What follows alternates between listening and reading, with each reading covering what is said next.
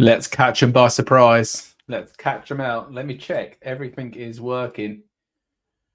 Oh, camera's working. Mic is working, I believe. Who is going to be first in the chat? Forget Andy. F in the chat. He was well early, but who's going to be first in? The cat might join me at some point. She's just come in, so she might appear. But yeah, impromptu live. I haven't been live for some time now. I trialed something earlier and it didn't go to plan, so I thought I would come live now. Let me just check we are legit. Luke should send me a voice note as well. All right, so we've got one person watching, so I guess we are live. So yeah, no particular topic tonight, just really a catch-up. If you haven't seen today, really good podcast with Luke and I earlier over on Luke's channel. Go and check that one out. That was about looking after your store. So yeah, I thought I'd come in. So any questions you guys have, any reselling related questions, any social media questions, any questions about anything you have, drop. I'm just watching here because the cat is joining us. Drop in the chat, but I haven't been live for quite a while. I was actually looking earlier. The last time I went live on the channel, let me have a look at the date. Last time I went live on the channel was actually over 4 weeks ago. The cat is here. And we've moved, since you guys probably last saw me on my channel, we have moved into the spare room in the house. We've got the nice little backdrop behind me now that the lovely wife has organised well. I've got my boxing memorabilia, some other stuff as well. So yeah, looking cool. And now the cats just joined me in here. They like the space as well. So you're probably going to see a lot more of them. So yeah, I just thought I'd come live, have a chat with you guys. How's sales been on eBay for people? The people who are selling outside of eBay on things like Whatnot, how have things been? So yeah, let's catch up. Let's see who's in. I'll share with you guys so quickly before we do that. I had a lovely sale today. This was in one of my recent car boot videos. I think it was the last one I showed you guys, the Star Wars tee. Really cool one. This was, how much was this at the car boot?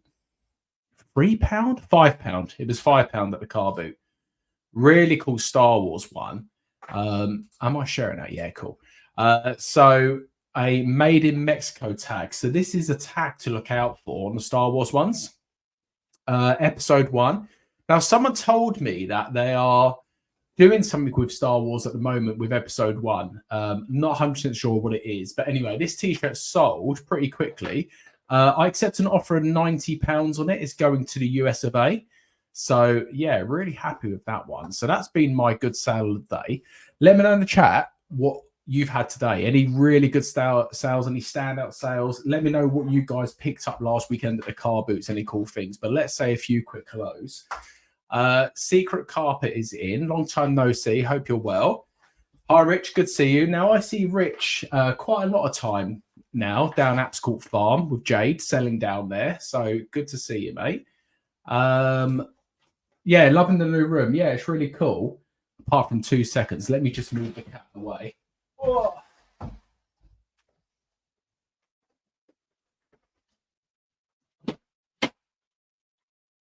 There we go. He's trying to get in the drawer.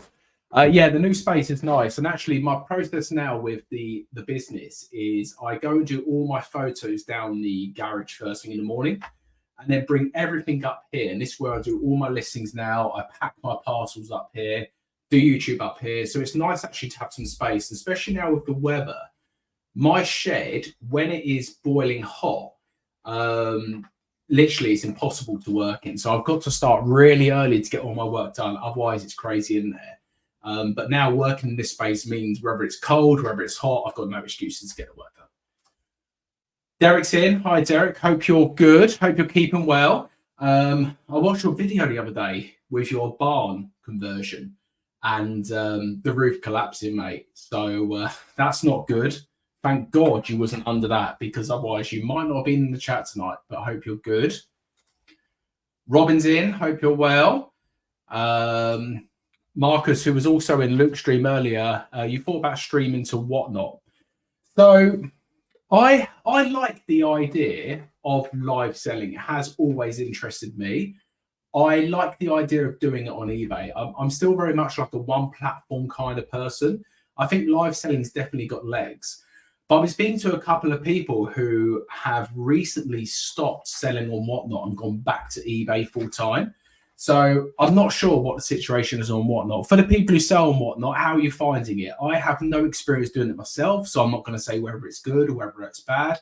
My opinion is live selling has got legs. So yeah, let me know in the chat if you've sold on Whatnot, if you are currently selling on Whatnot, are you still doing it? How are you finding it? Is it not for you? And the reasons why. That'd be interesting to speak. Tom's in, F, and will you duo with me? No, absolutely not. My good friend Tom, I've been trying to help him build his TikTok profile. He's actually getting above 10 views now thanks to my filming skills, but go and follow him on TikTok. It's TikTom with loads of M's. So if you're into that thing, go and see him. Hi Paul, hope you're good. Jamie's here, Mr. Lives, love it. Yeah, it's been a while since I've actually done a live, as I say. No reason in particular. I used to do them weekly, and it got to the point of where it just become an extra commitment I didn't really want to commit to. I like these random things where it's a case of just go live, just chat about things, because earlier on today, I was thinking about going live tomorrow, and it got to probably about 5:30, and I was like, no, do you know what? Let's just go live tonight. Let's just chat. So I want to speak at the moment with regards to, and the cat's going to join. I want to speak with regards to the moment. And we spoke about it a little bit this morning with regards to eBay looking after us. So looking after us as sellers.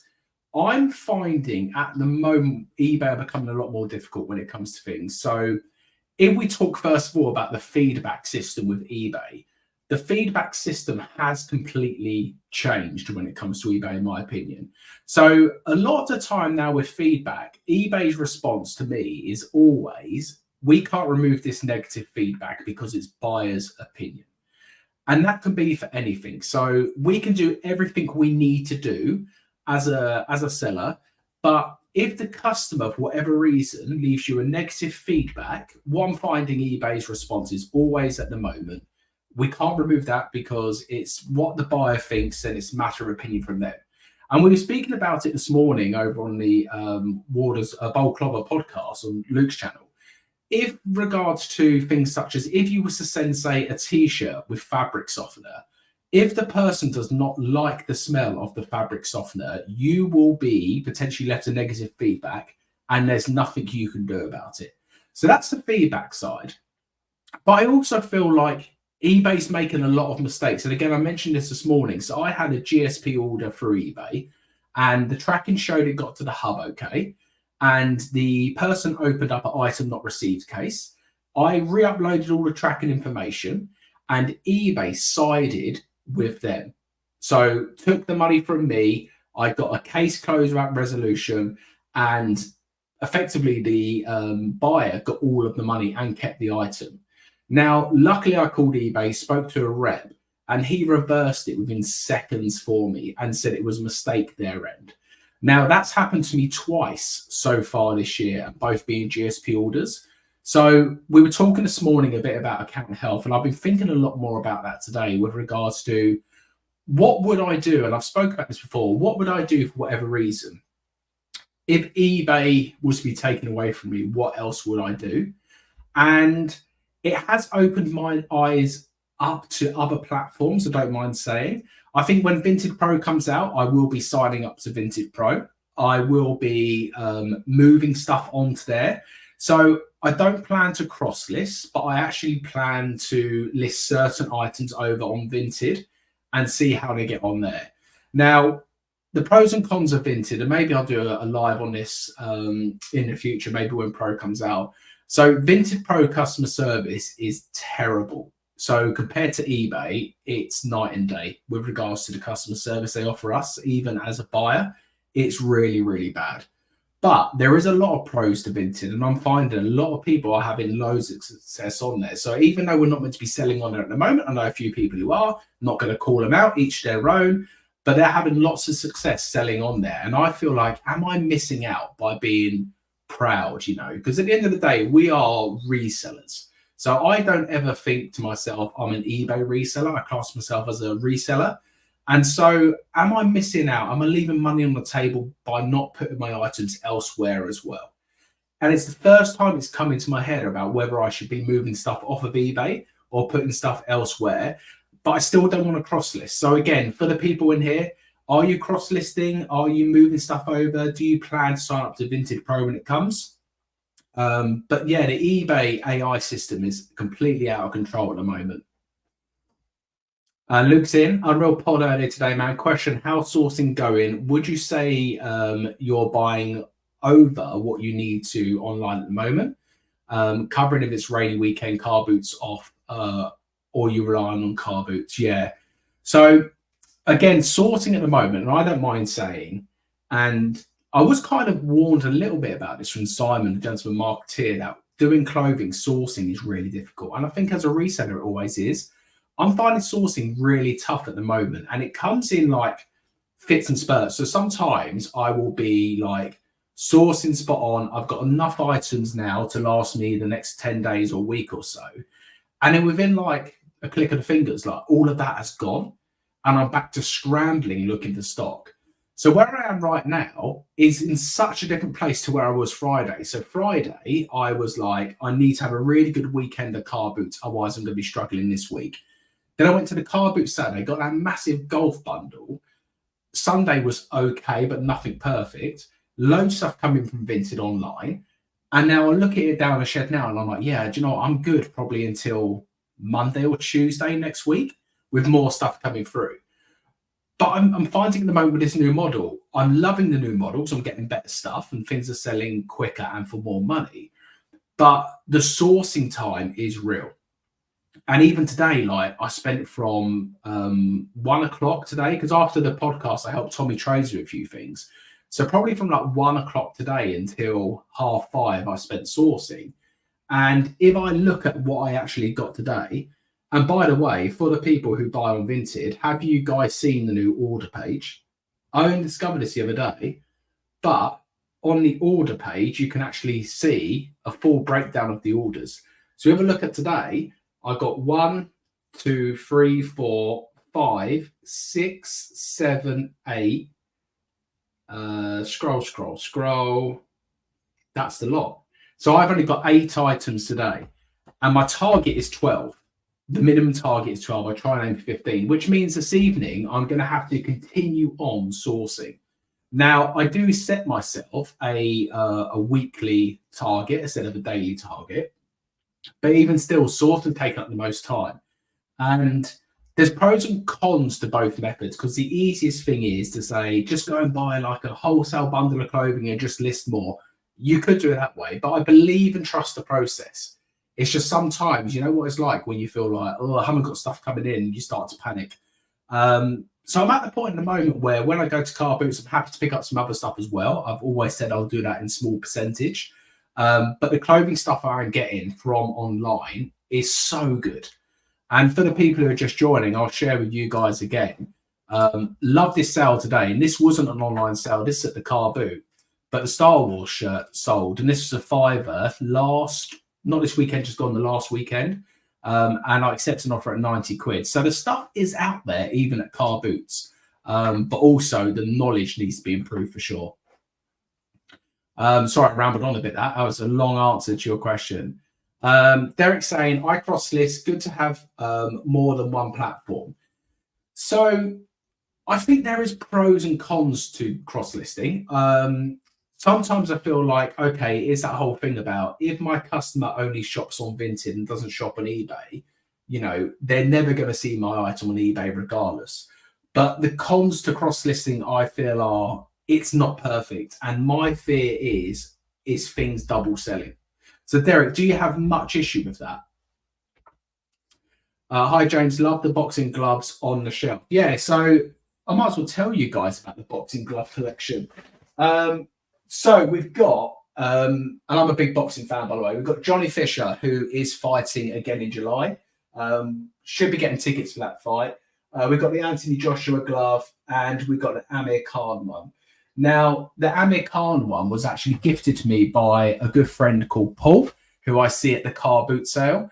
And that was given to him by one of his late friends. And when I went and bought some clothing off Paul, he said to me that he knows I love boxing. He wanted to give it to me as his friend would love me to have it. So, yeah, shout out Paul for that one. But yeah, I like my boxing memorabilia. And yeah, this little shelf's quite cool. There's a few little changes we want to make.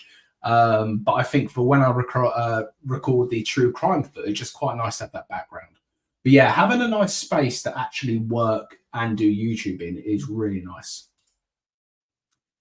I feel like Vinted as a platform is great. Some solid USPs given buyers and sellers a great experience. I just feel like the customer service needs some serious work. Yeah, absolutely, Luke. The customer service is absolutely hideous on Vinted, I must admit. Even when you have an issue with something you've received as a buyer, it's terrible. So I wonder if Vinted Pro, whether they will improve the customer service. It would be great if Vinted could get rid of the bot accounts. Yeah, I'm finding, Simon, the bot accounts are a lot more common. I used to find there was a lot of them first thing in the morning or last thing at like late at night, and during the day it was kind of like they disappeared. But yeah, I'm finding a lot during the day, a lot of the bot accounts. And I mean, once you learn Vinted, like you'll know yourself, you quickly pick up quite quickly. It's either an odd number on the pricing, it's like a weird number. The username's weird, or a lot of the time, if they only ship via raw mail, I always flag that as a potential bot account as well. Hey, Lucy, hope you're good. Very rarely, I'm quick to deactivate myself. I don't use any cross-listing tools. I like to be in control.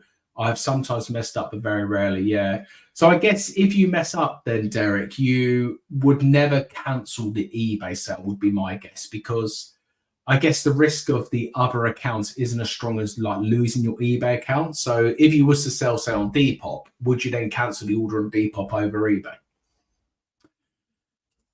What would be your sourcing strategy if Vinted was gone tomorrow? Yeah, so again, I've been speaking to Tech in the past about this, and I won't give any spoilers away, but hopefully be speaking to Tech again soon. But it does always worry me with regards to if Vinted was to go away tomorrow, and we've seen it before. I mean, we're not talking about reselling, but I remember a platform called Vine. And let me know if you guys remember Vine. It was the original TikTok, effectively. And that platform was like booming. And it felt like overnight it disappeared. Similar to like MySpace, you know, when Facebook came in, it took over like MySpace and Bebo and all them sites disappeared. So if Vinted was to go, do I believe there will be other platforms that turn up? Absolutely. I feel there is other online sourcing opportunities and stuff that I probably don't do enough at the moment. So I think Depop is a good opportunity to source on. Aura's trying to talk into the mic. I also think eBay itself is a good opportunity. And again, I don't spend enough time on both platforms to actually snipe from there. I've had a lot of people buying on Whatnot as well. And as I said at the start, I've heard a lot of people now who are moving away from live selling because they haven't got on with it.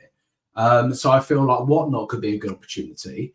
But honestly, I think if Vinted went away, I think I would have to potentially go back to being a full everything seller. And the reason I say that is when I go to the car boots, I don't feel I could pick up enough clothing right now with my knowledge to do clothing 100%. So I think that would be the move. It would be going back to being an everything seller, which I truly don't want to do because I don't miss the packing aspect of it. But yeah, that is probably what I would do. Poshmark UK app is probably the most related one to go. Yeah, I mean, Poshmark, how long was that around for, the live selling? 2 months, maybe? And again, that's the prime example there. It literally went overnight. It was like people had shows lined up and they said, yeah, in a week's time, like the platform has gone. Oh, she's trying to like chew the little toggle parts. Lucy's saying cute cat. Yeah, this is one of the two. We got the brother and sister. This is Aura. She'll probably make a noise if I lift her up, but this is Aura. This is the girl cat. And yeah, she's really weird though, because anytime you don't give her attention, she wants all the attention. And if you start then stroking them, she's not interested. So she might jump off in a minute and go and sit elsewhere. I sold a blend today. I now have to pack it. Yeah, Simon, that's what I'm talking about. That's exactly how I feel. It's very much a case of like with clothing, like with that t-shirt, I've got the excitement of the sale. And I know tomorrow when I go and pick and pack the order, it's going to take me like 30 seconds.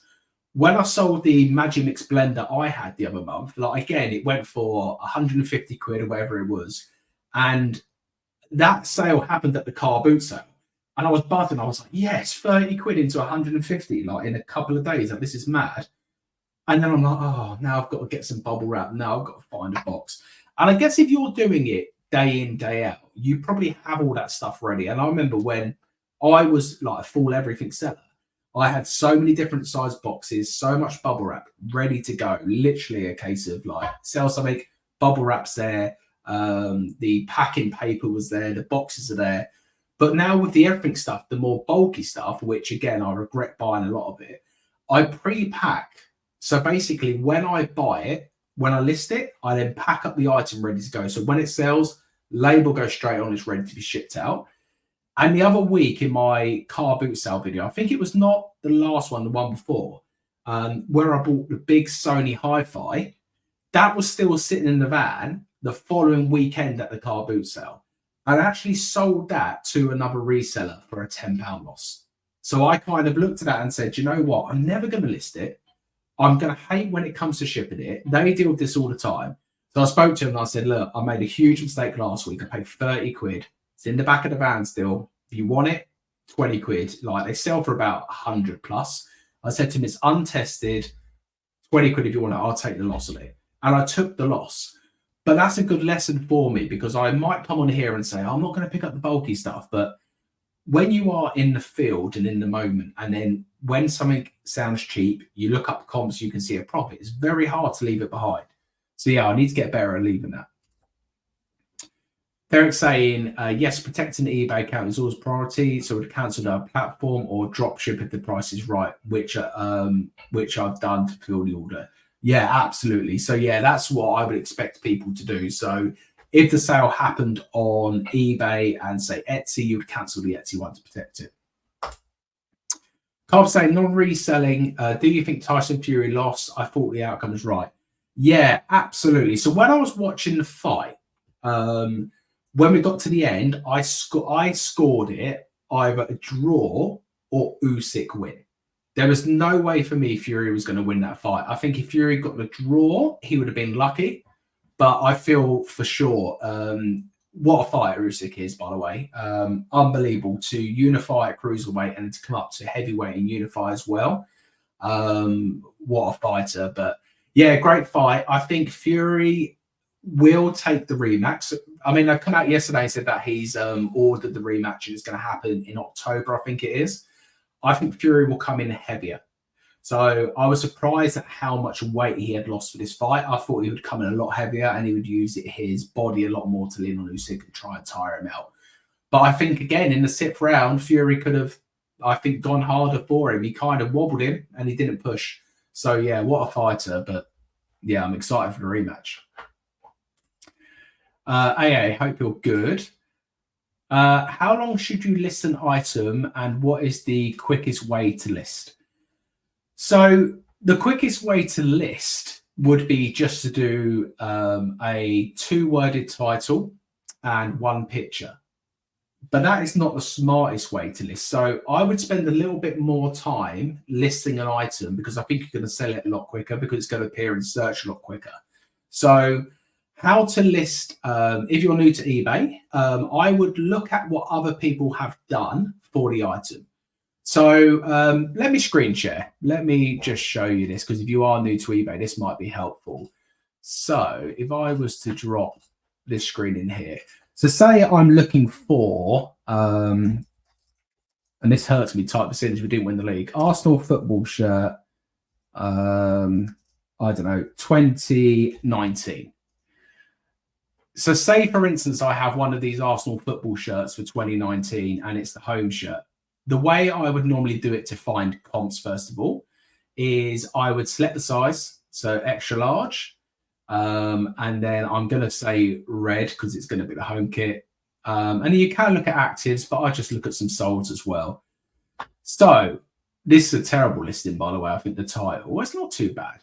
But I would look at what other people are doing when it comes to listings. So let's use this latest one here. It's not that bad of a title. That was harsh from me. Apologies if this is your account as well. But Arsenal shirt. So I would do Arsenal shirt men's, extra large, red. And then I would do Adidas, the year, and then extra keywords at the end. So if I was going to list this kind of item, I would look at what they've done before. Now, when you're new and what people do, you can then click sell similar. And this, let me see if it's bringing it in. I don't think it's going to share the new screen. Let me just close this one down and come into this one here. This will bring all the information in for you. So a lot of these item specifics are filled in. This is how I learned to do it. And now I sell similar off my own. But a lot of these you can keep, and you might just need to change the size. You might just need to change the color depending on the shirt. It might be the away kit or the third kit. And then structure your title in the correct way. And then this part is really important. And this is why I always recommend to list on your PC, because it's so much easier to do. I have a standard thing here for clothing. And I always copy this part of the condition description into here. Now, if the item's got flaws, say it's got a few pulls on it, I would type it in there and I would just copy that whole part in there as well. Because on the listing on the mobile, it will show the title and also the condition. So say, for instance, this had a player's name, but the player's name was Peerling at the back. I would then have that stated in the description here so they can have a quick one-line view. Pricing wise, you've got to see what's active and what's sold. Don't just go off what has sold, because you might get one person who has sold an Arsenal shirt for £100. They got lucky, and you might have 99 other shirts that have sold for £30. So I would look at the active and I would look at the sold, and I would also look at the active. If you're trying to sell it quickly, then I would look at maybe the lowest active in comparison to yours. And a lot of people will search on best match, but a lot of people will search, I believe, lowest to highest price as well. So say, for instance, the Arsenal shirt, the market is £29.99 with free post. You might want to go at £24.99 free post if you want to sell it quickly. So it all depends on what you want to do. But that's a quick way on how to list. But if you look at, if you just type into YouTube, it doesn't have to be my video, just type in how to list on eBay. There'll be thousands of videos of people showing you step-by-step how to do it. Have you ever tried any arbitrage? Yes, I have. So when I first started on, I've got a couple of stories. When I first started on eBay, I remember I said to Leanne, I was like, do you know what? I want to give this eBay a go. So I went to Tesco's and I brought some stuff in the Tesco reduced section. You know, it was the yellow stickers. And I think it was Nick Hills who actually bought loads of stuff with the yellow Tesco stickers. And I think I watched his video, and it was that night, 9 o'clock at night, went to Tesco's and ended up coming back with a few bits and didn't really make much money. But that was the first time I started. The other time, we had a Lloyd's pharmacy closing down near us. And I remember I went and spent about £1,000 on loads of stuff. And I was selling like the sport knee braces and makeup, a whole mix of stuff. That was a really good deal actually, because I was getting things for like 1p and selling them for 20. It was that kind of, not 20p, £20. So it was a really good deal. But yeah, that's the only times I've really done it. I don't really ever now, when I'm outsourcing, like go into a shop and try and buy something cheap in the shop and flip it online. It's just not my model, but it can work. I know a lot of people who do Amazon do that kind of thing. But I think the margins are so small. You've got to be doing that in high quantity, and the buy price on that as well. The buy price on that stuff is really high. So you're investing quite a lot of money for low profits. So you've got to have a lot of capital behind you. I am happy to pack and ship most bulky items yet to massive doll's house never again. Yeah, absolutely. We've all got them items where you say, do you know what? I will never buy it again. And I've said it many times and I've still bought it after that. What was do you know what mine was? the big sun loungers. So again, shout out George Ross. I used to watch George Ross's videos all the time and see him pick up the, like the deck chairs that people take and have in the garden, they'll take to the beach. So I found these massive loungers, like wooden things, huge, down the car boot, 2 for a tenner. And I thought, oh, do you know what? I've seen George making good money. Let me go and pick them up. So I brought them home. I think I sold the pair for 150 quid. Again, one of them realizations like, wow, reselling's easy. Then I had to find a box for these 2 chairs. So bubble wrap the whole chairs. I think I used half a roll of bubble wrap. I had to like Franken box all this stuff. Then I come to weigh it and measure it and realize that it was going to be well over the limits. So I had to have a proper courier ship it. So I wanted a parcel to go, typed in all the dimensions, all the weight. And the chair sold for 150 and it cost me just under £70 to ship the chairs. And I charged the customer £4.99 postage. One of them moments where you do it once and you always say to yourself, never again. Because they weighed a ton and they were so long as well. So I couldn't just use like every, which is like 120. So yeah, it's one of them learning curves, but we've all got them items where we'll say we'll never buy it and ship it again, but if the money's there, we'll all be tempted. I've noticed car boot sale our car boot sales quiet at the moment. Do you think that's due to the weather? The weather's very hit and miss. So this weekend just gone was quiet for me. The weekend before, where it was really warm, I've never seen the field so busy on my Sunday one. I've never seen it as busy as what it was. So yeah, boot sales really hard because what do you class as a good boot sale? Because is it how many people turn up to sell? Because sometimes I've been to a car boot sale with like 2 rows and end up getting like some really good stuff. So I never kind of determine whether a boot sale is good by the amount of sellers in the field. It does help, don't get me wrong. Your chances are maximized by having more people there selling. But like I found this Saturday, it only takes 1 stall to change it. I had 2 items in the trolley and ended up walking away with 46 items and 44 of them come from 1 stall. So it just goes to show how quickly it can change.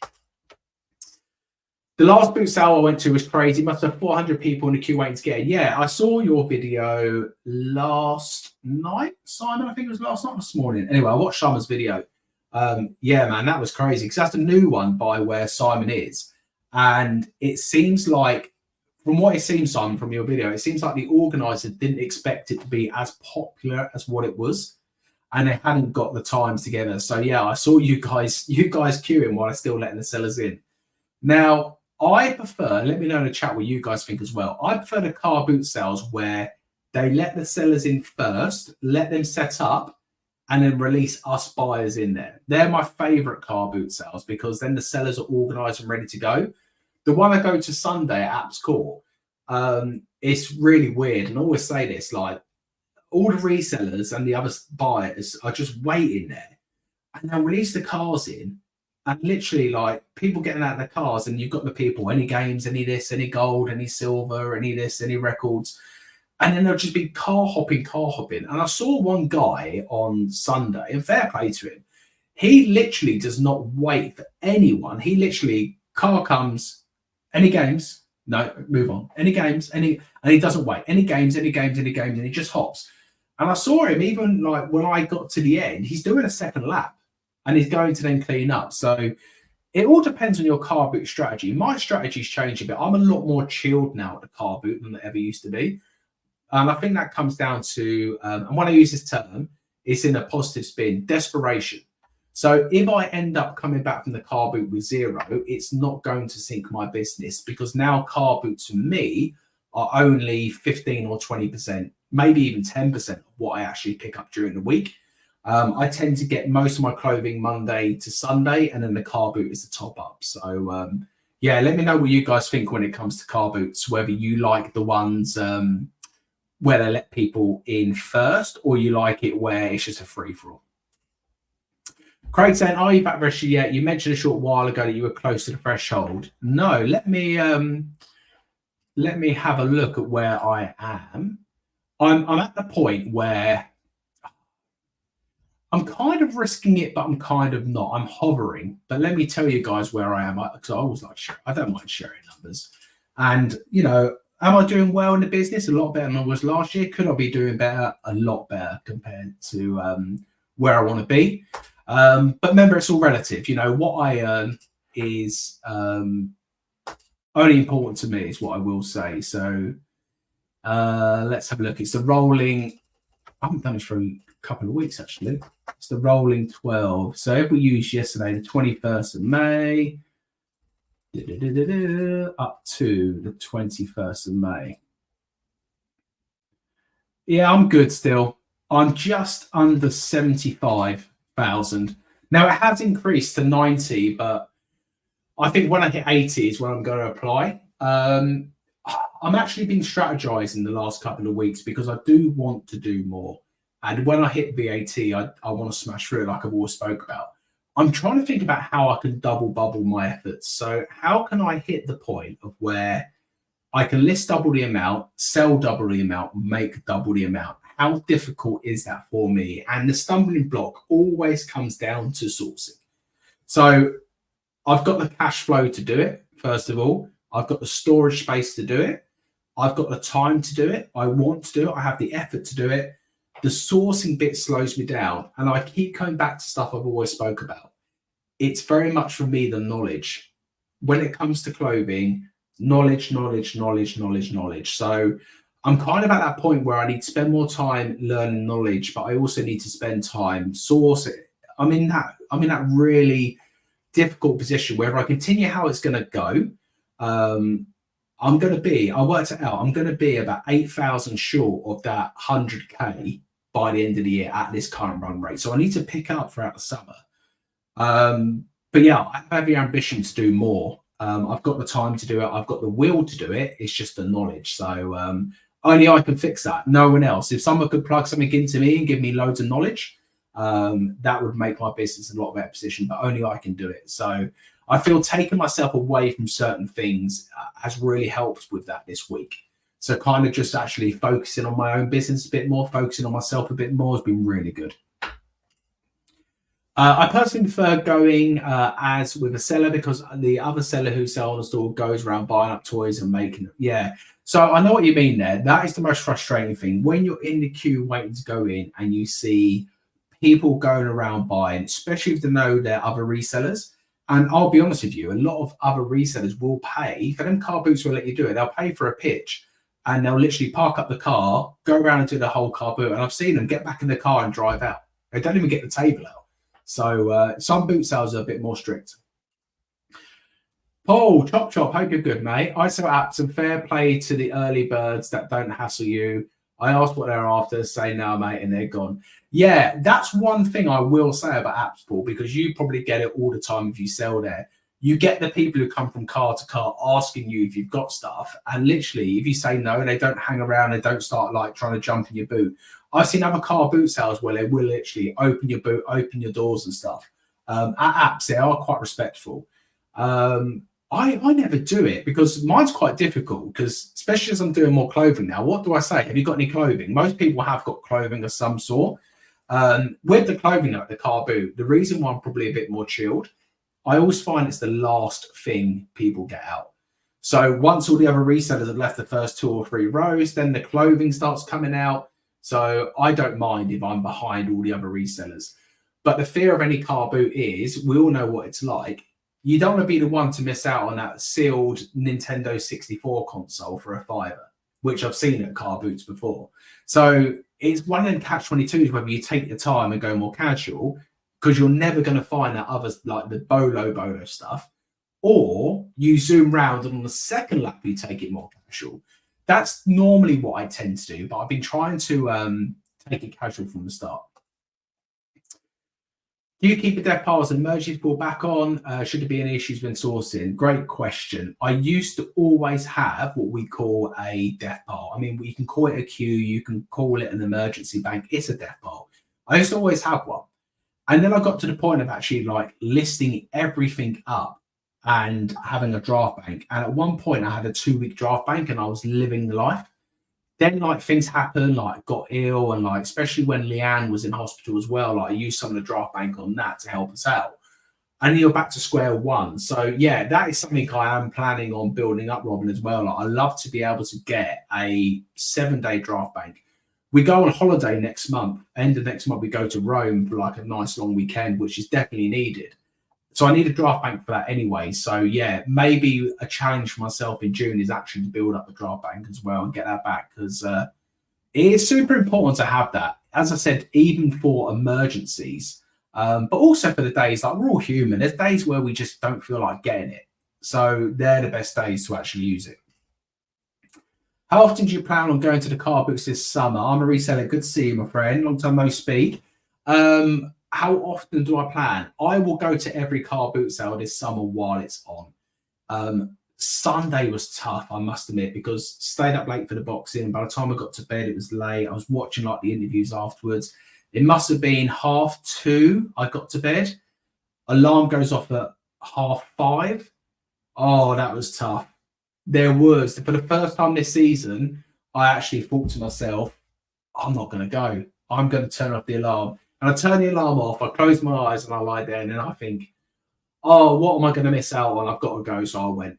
And actually, it wasn't the best car boot sale, so I probably should have stayed in bed. But yeah, I will go to every single car boot sale that I can go to this summer. Also, when we're in Rome, and I haven't told Leanne this, and hopefully she doesn't watch back the replay. So if she does, hush. I want to find like a little flea market in Italy. So I've been looking at some stuff in Rome, and there is a few around. So I might try and drag us to one of them and try and bring back some Italian clothing. That's the plan. That'd be quite cool. And if I do that as well, if I do that in Rome, I might try and film. Yeah, I might take the camera with me and see what I can do. Simon's saying, yeah, Lucy's got a good point, first of all. What summer? Yeah. I mean, last week it felt like it was summer. This week it's been a bit wet, but they do say we're going to have a couple of heat waves coming up. Simon's saying, our sellers, if they have men's clothing, most will say no women's or kids only. Yeah, I saw that in your video, Simon. You do say I'm predominantly looking for men's. Do you do that? For instance, if the car just arrives, Simon, will you ask the person when they get out of the car, do you kind of say, have you got any men's clothing on board? Or is it a case of if you see some men's on the rail, then you ask for more? Because that's what I've seen you do in your videos, but do you catch them the moment they arrive? I wish sellers would all set up instantly rather than going round the boot and buying all the good items. Yeah, it does happen. And there's a guy at my Saturday one. He's the Lego guy. He goes and buys all the Lego. He goes to every store, any Lego, and he buys it. And then he will sell it on his store, which, again, is fair enough. I've got no issue with people buying stuff. And when I sell the car boots, if someone wants to buy from me and go and sell it on their store, go for it. Do you keep up the fashion trends? No, honestly, it's going to sound really weird because I like selling clothing, but I'm not the most fashionable guy. I'm not the coolest guy when it comes to stuff. Fashion trends. No, I know some people who will keep on top of it. I mean, I must admit, I've started to follow some more like fashion pages on Instagram and to try and see what the current trends are. But yeah, I'll be lying if I said I did, if I went to like London Fashion Week to see what's going on. Not really. What I try and keep up on is the active and solds on eBay. That's what I try and keep up on. And that changes all the time. And the sell-through rate, that's really important. But yeah, definitely do not keep up with the current fashion trends for sure. Let me see here. AA saying, yes, it's annoying when they do that. Absolutely. It is really frustrating when they let people do that. Would you film the flea market? Yeah, I think so. I think I'll take the camera and see. That would make quite a nice video, I think, seeing what a flea market in Italy is like. I know a shout out, Thrifty Georgie. I know he's filmed some stuff overseas as well. So I think just seeing what the other culture is like when it comes to it. I think in Italy, though, there could be some really good finds. But again, I've got to brush up on my like Italian brands because I don't want to be in the flea market having to stand there and look things up. I want to be able to like find some jeans and straight away go like, oh yeah, they're good. And like, yeah, okay, we all know like Giorgio Armani, but Apart from that, my Italian brands are probably like not great. So again, it's something I brush up on before I went to try and front load knowledge. I went to a flea market in a large courtyard in Venice. It can be done. Yeah, I believe it can be. It depends whether Leanne lets me, but because I've paid for the trip price, I think she will. Fingers crossed. Or I just won't tell her until we get there. Just I'm taking her on a nice romantic walk, and we'll just end up at some flea market, and I'm like, oh, I didn't even know this was going on. But I'll probably take the camera. I'll probably get some stuff. With the amount of rain we have had yesterday and still going on now, I hope the ground. This is the thing, I completely agree. Like the rest of this week for me, let's have a quick weather report. The rest of the week for me looks pretty dire, I think. Oh no. Okay, so it says it's going to rain tonight, tomorrow, Friday, dry, Saturday, sunny, Sunday, sunny up until midday, and then Monday, sunny. I'm playing golf on Monday. Bank holiday Monday, don't forget, guys. So boot sales on there. Oh, it's saying rain at 11, and we tee off at 6 minutes past 10 or 16 minutes past 10. So definitely jacket weather. This is what I might need, Simon. What about a new challenge? Can you go to the boot sale, buy stuff to sell on the same day? Can you make a profit? Yeah, so maybe a good video would be you go on Saturday to buy and you sell it all on Sunday. Maybe that's the way to do it. Or you pitch up and then you've pitched up late in the day. Yeah, that might be a video, Simon. Maybe we should do a joint challenge on that one. We both go to a car boot on Saturday. We buy as much as we can, and then we put it on our stall on Sunday and sell it for a profit. Or we buy for each other. So we both have £100. We go and buy one weekend at a car boot sale for £100. And then the other person's got to sell it, and we can see who's got the best stuff. Let's play. 2 seconds. All right. Let's do it. Do you thrift whilst on holiday? I'm guilty. Even when we went to New York, we went to a Goodwill in New York, and I wish we had another suitcase. I've got a couple of bits, but honestly, I think if I was to go to America again, well, not if, when I go to America again, because I do plan to go to Florida. I love to go and meet Tech, and I spoke to Leanne actually yesterday about going to Florida. So when I go to Florida, I will definitely be hiring a car and taking an extra suitcase. Well, not taking an extra suitcase, paying for an extra suitcase to bring back, and like thrifting a suitcase, fill up with clothes and stuff, go into the flea markets. I'd love to go to like the bins and rummage in there. So yeah, any holiday I go on, honestly, I will look for the car boot sale. That's the truth, especially in the UK. Like any holiday in the UK, I'm like, we'll go away, but I'm finding the car boot sale because I love it. I think car boot sales are so interesting. We all love the sourcing at the end of the day. That's one of the most enjoyable parts of this job. Don't worry, I'm guilty of thrifting holiday. I pop in charity shop. Yeah, charity shops. I mentioned it the other week. I don't really do charity shops anymore. I don't find the stuff in them. That's the truth. I see a lot of people who do, a fair play to them. I haven't got the patience to do it. I'd rather just spend that time sourcing online or buying more at the car boot sales. That's my model at the moment. Got to come to Chicago. There's so many places I would love to visit in America. Honestly, I think if I had it my way, I think I'd move there, truth be told. I love the country. I've been to New York, been to Vegas, been to Florida a number of times when I was a kid. There's so many places in America I would love to go to. Don't get me started on charity shops. Yeah. Benji is someone who has lots of success in charity shops. And Benji, stay on for this part. I'm going to shout you out. He does extremely well at charity shops. So where I say it doesn't fit my model and charity shops are dead, Benji is the prime example where I'm wrong and he's right, because he gets some great stuff and he is absolutely smashing it. And I spoke to him on Thursday and I messaged him afterwards, and he really inspired me and really helped sort of bring me up a little bit, because he said a few things Thursday that really hit home with me.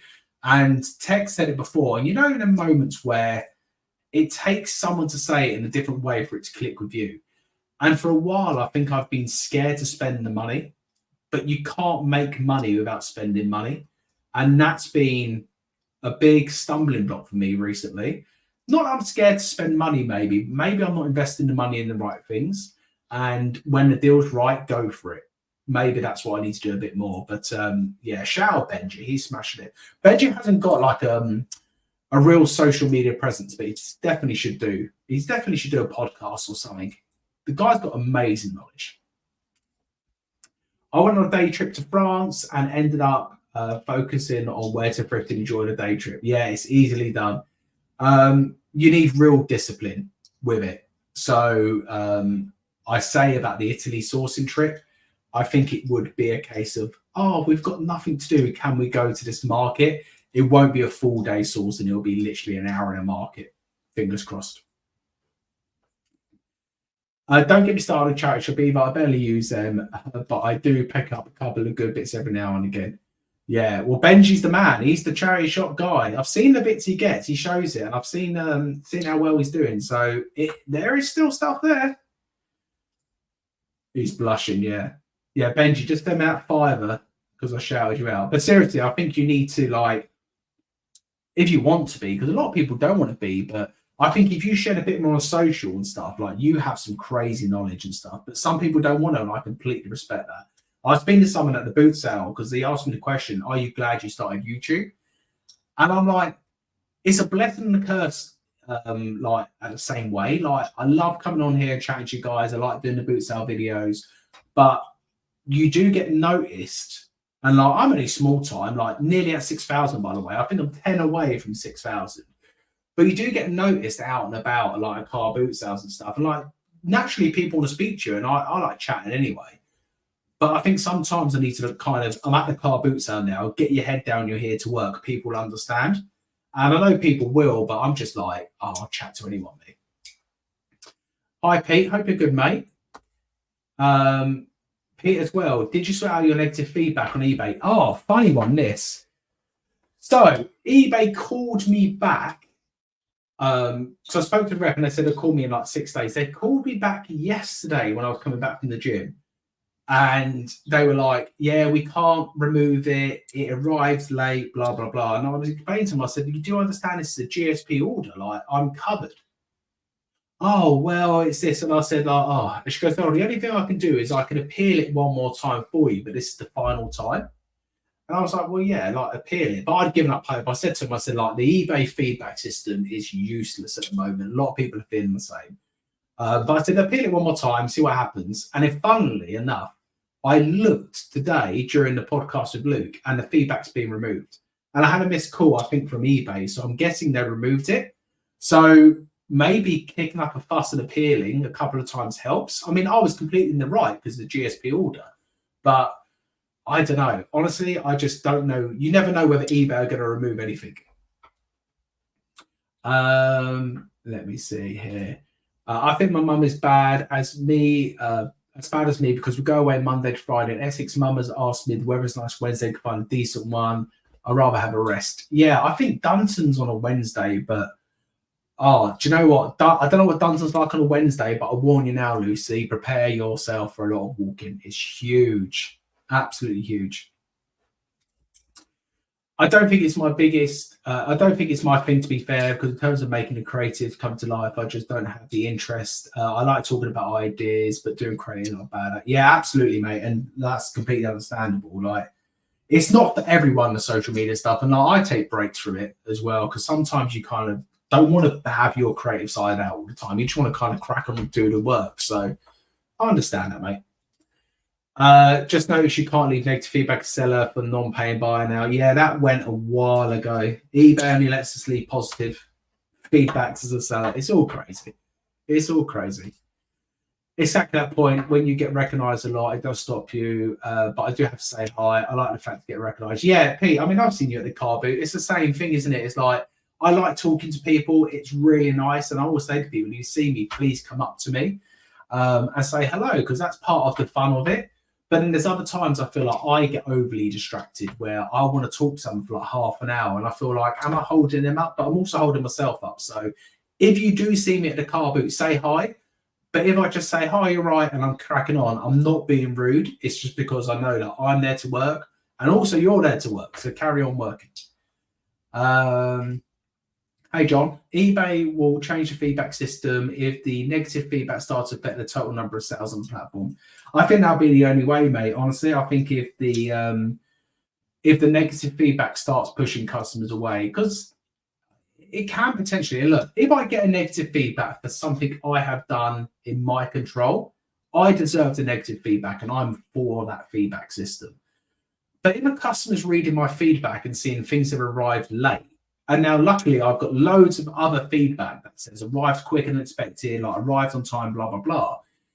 Then customers will probably look past that one negative. But you're right. I think eBay needs to recognize that by not sorting these out, it's going to affect like their platform completely. So that could be another hour conversation I can have with you guys about the feedback system. John, you're meant to be busy listing for holiday. What are you doing here? Absolutely, John. Get off my live. But luckily for you, John, I'm going myself now. Going to do some dinner. So I know it's a bit of a random live, go live. I haven't done it for a while. I'll be live soon. Hopefully we'll get some boot sale footage out this weekend for you lovely people. Hope sales continue to do well. I love watching the top corner. As soon as I say right then, the numbers start dropping on the people in there. I'm going to let you go and enjoy your evening. See you soon.